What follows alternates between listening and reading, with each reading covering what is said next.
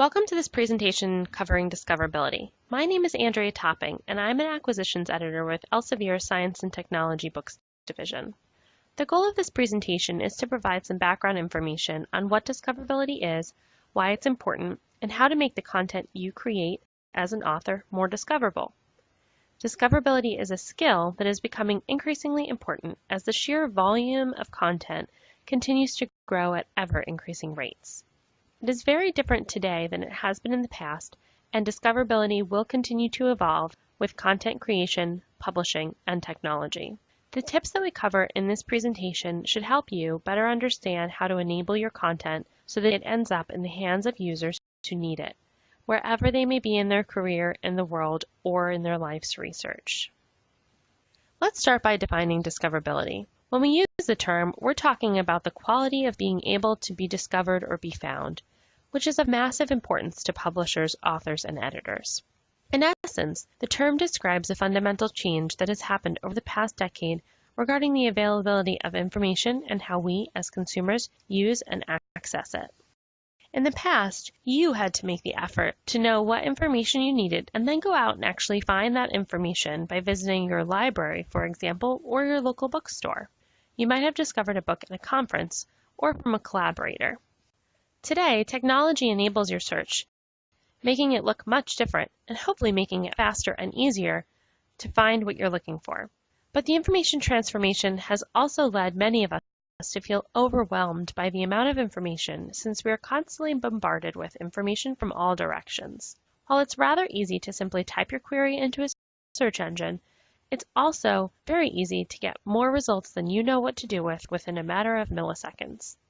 Social media allows you to discover content recommended by communities that you have chosen to be a part of, and sophisticated algorithms designed by search engines suggest to you items that you might be interested in based on your search or browsing or web history. And in the future, who knows what different content types there will be. Many of us are working with an eye toward predictive delivery so that you'll find what you need before you have to start looking. But it's hard to imagine that reality working as seamlessly as we'd like with the workflows of today. That said, ebooks have enabled publishers to keep books in print indefinitely, and there are many platforms that aim to deliver information at the point of need for consumers. It's not hard to imagine that content will take new forms we don't even have the words to describe today. So the better we enable today's content to meet the needs of tomorrow, the more successful that content will be in the information market. Getting to the essence of why discoverability is so important can be easily understood when we look further at the sheer volume of content growth. Taking books, there were 1.4 million ISBNs issued in 2013. Compare that to the 8,100 issued in 1960, and understanding why libraries and bookstores no longer have shelf space for niche scientific reference books is suddenly very apparent. The difficulty is no longer in finding information, but in finding information that is relevant and useful to you and that fulfills your specific needs. This is precisely where discoverability comes in. As a consumer, you want to make sure that the information you need is easily available so you know you have access to the best information. As content providers, we want to provide that information to you in the format that you need when you need it. And as authors and editors, we want to make sure that our content, the journal article you stayed up all night to complete, or the book that you spent 6 long, hard months researching, is actually being found by the audience that we know needs to read it. So we agree discoverability is important, but how do we drive it? How can you make sure that your audience is able to find your book and find your book easily? In the past, this was done by bookstores, trade shows, and conferences, and individual book release announcements. These traditional forms of marketing for books have become much less effective in recent years. Brick-and-mortar bookstores do still contribute to book discovery, but the discovery now looks quite different. How many times have you seen someone in a bookstore take a photo of a book with their phone so that they can go home and purchase the book online later? Obviously, bookstores are helpful in discoverability, but we need to expand beyond brick and mortar to reach our full market. Trade shows and conferences are a great place to utilize social media, feature titles in person and display posters and flyers, which we'll look at in more detail in a bit. But conference attendance is only a small percentage of your total audience. Not everyone has the budget or time to attend every relevant conference, and not everybody who makes it to a conference is able to attend every session or booth on the exhibit floor. These things are therefore only elements of a good discoverability strategy. A good discoverability strategy will include an awareness of SEO. SEO stands for Search Engine Optimization, which is all about making online content easy to find using search engines. The goal is to have your content at or near the top of a list of search results. When we apply the term SEO to books, we want your book or chapter to be easy to find using ebook platforms and similar distribution channels like Amazon, Google Play, iBooks, Science Direct, and more niche platforms like Novel, Books 24/7, and Safari Books Online. Elsevier partners with over 70 ebook platforms to distribute books electronically around the world. To improve the ranking of your book in search results, we need high-quality metadata. That's all the information associated with the title that is used to produce, publish, distribute, market, promote, and sell the book. When we talk about metadata, we're talking about everything from simple things like the title and subtitle of your book and all of its chapters to more complicated data such as rights information, related titles, and the category codes used to classify your book. Keywords, abstracts, and a complete, accurate description of the book's content can be critical, and your expertise as the author or editor of a book or book chapter is crucial for making this metadata work. A good tip is to put yourself in the shoes of your audience. If you were looking for information contained in your book, what would you search for? What would your colleagues search for? What might more junior and senior people in your field search for? Are there any synonyms, acronyms, or key terminology that need to be included in the title, subtitle, descriptive copy, table of contents, or list of keywords that will help your audience find your book? Are there any geographical differences in keywords or differences in spelling? You know your content and subject matter better than anyone, so you have the power to drive discoverability. Engaging with your audience online after your book is published also helps drive discoverability. Social media platforms allow you to communicate directly with your community, driving awareness of your work and creating new connections. LinkedIn is a very useful platform for many book authors and editors. Think of your LinkedIn profile as a professional online portfolio that aggregates all your past work experience, professional network, and projects in one convenient location. Creating a LinkedIn profile, maintaining it, and sharing your work with the rest of the LinkedIn community is a great way to create new contacts and get your work seen. Once you have created your profile, you can join relevant LinkedIn groups and participate in discussions and connect with members of those groups.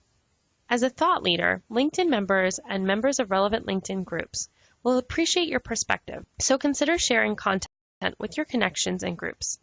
Some examples of things to share include the dates and times of upcoming talks and presentations, links to webinars that you've hosted or have found helpful, relevant events and conferences, the dates of new book releases, and any related book signings or appearances you have scheduled.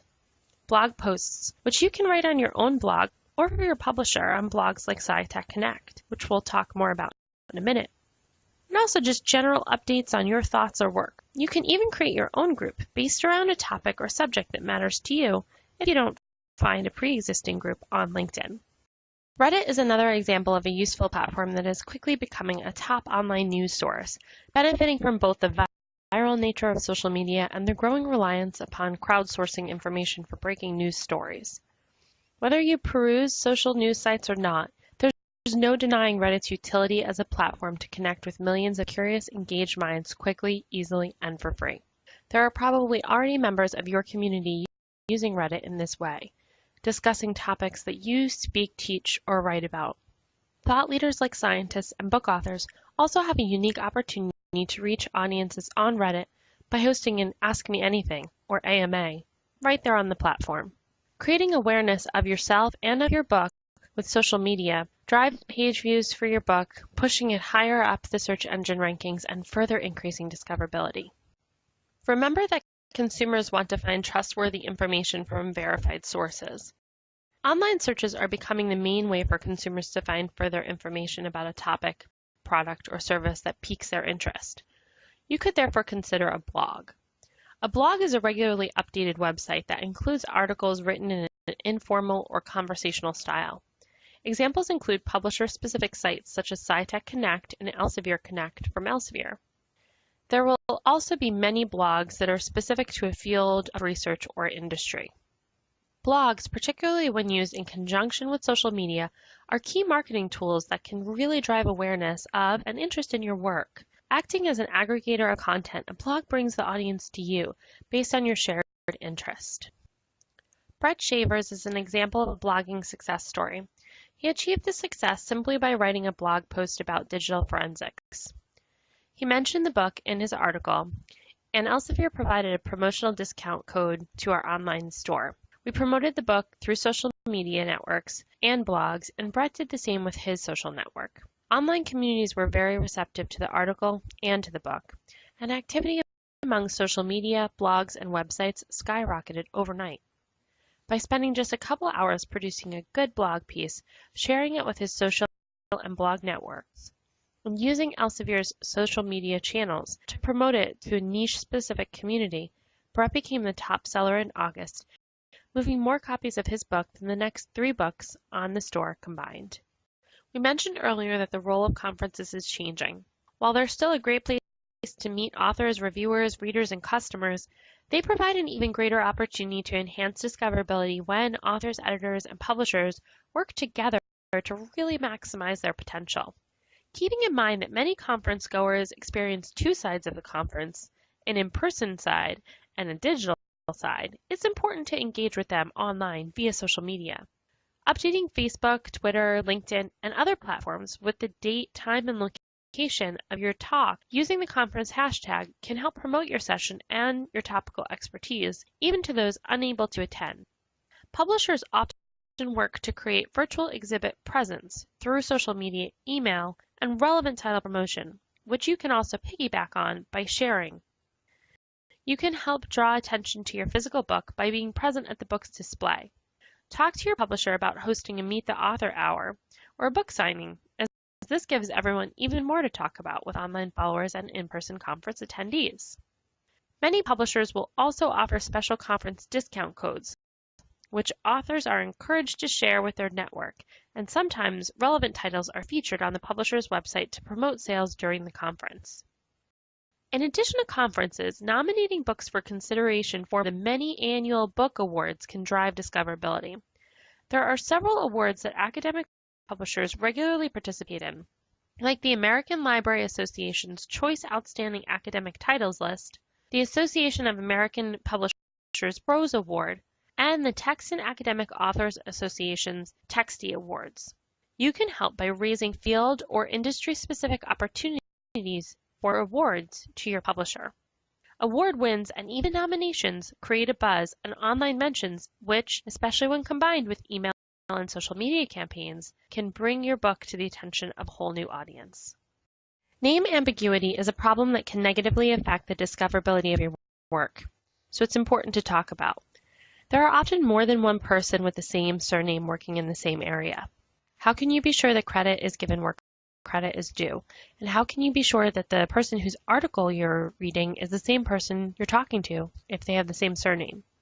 The solution is to use a standard identifier that will keep an author's name connected to all of his or her publications throughout his or her career. The Open Researcher and Contributor ID, or ORCID, is a nonprofit, community-driven effort dedicated to solving the name ambiguity problem in scholarly research by assigning a unique identifier to each researcher. The ORCID registry is free of charge to individuals who may obtain an ORCID identifier, manage their record of activities, and search for others in the registry. In summary, with the rise of electronic publishing, our goal is to meet the reader where they are, wherever they might be in the world, in their career, or in their stage of research. Publishers have a large role to play in ensuring discoverability of your book, but there are also a huge number of different ways that you, the author, can make a big difference. In essence, the more you engage with your community, the more awareness you will garner for your book, and ultimately the more successful it will be. Elsevier publishes author resources regularly and has some helpful articles that can point you in the right direction if you'd like to help drive the discoverability of your work. To learn more about the topics included in today's presentation, these links are a good place to start. Thank you so much for your attention, and good luck getting your work discovered.